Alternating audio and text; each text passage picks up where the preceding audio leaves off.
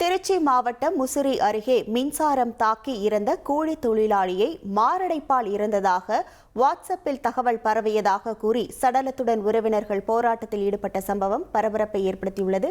கூடுதல் விவரங்களோடு இணைகிறார் நமது செய்தியாளர் விஜயன்.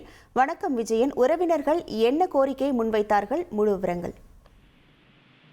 திருச்சி மாவட்டம் முசிறி அருகே நாச்சம்பட்டி கிராமத்தை சேர்ந்தவர் வடமலை கூலி வேலை செய்து வந்துள்ளார்.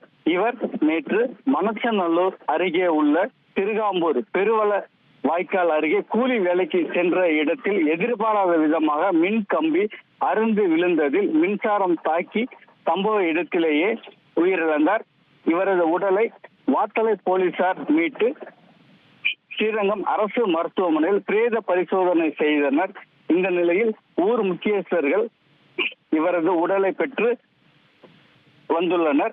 இந்த நிலையில் கூலி தொழிலாளி வடமலை என்பவர் மாரடைப்பால் இறந்து போனதாக வாட்ஸ்அப்பில் தகவல் பரவியதன் காரணமாக இன்று காலை அவரது உறவினர்கள் வடமலை அவரது உடலை ஊரின் முக்கிய பகுதியில் வைத்து அவரது குடும்பத்தினருக்கு நிவாரண உதவி மற்றும் அரசு வேலை வழங்க வேண்டும் என வலியுறுத்தி போராட்டத்தில் ஈடுபட்டதால் அப்பகுதியில் பரபரப்பு ஏற்பட்டது. இது குறித்து தகவல் அறிந்த முசிறி இன்ஸ்பெக்டர் செல்லதுரை மற்றும் போலீசார் நாச்சம்பட்டி கிராமத்திற்கு விரைந்து சென்று பொதுமக்களிடம் தொடர்ந்து பேச்சுவார்த்தை நடத்தினர். இதையடுத்து அவரது பேச்சுவார்த்தை உடன்படிக்கை ஏற்பட்டதை அடுத்து அவரது உறவினர்கள் உடலை அடக்கம் செய்தனர்.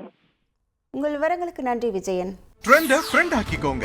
2.5 கோடிக்கும் அதிகமான தந்தி டிவியின் சப்ஸ்கிரைபர்ஸ் அண்ட் ஃபாலோவர்ஸ் குடும்பத்துல நீங்களும் இணையுங்க.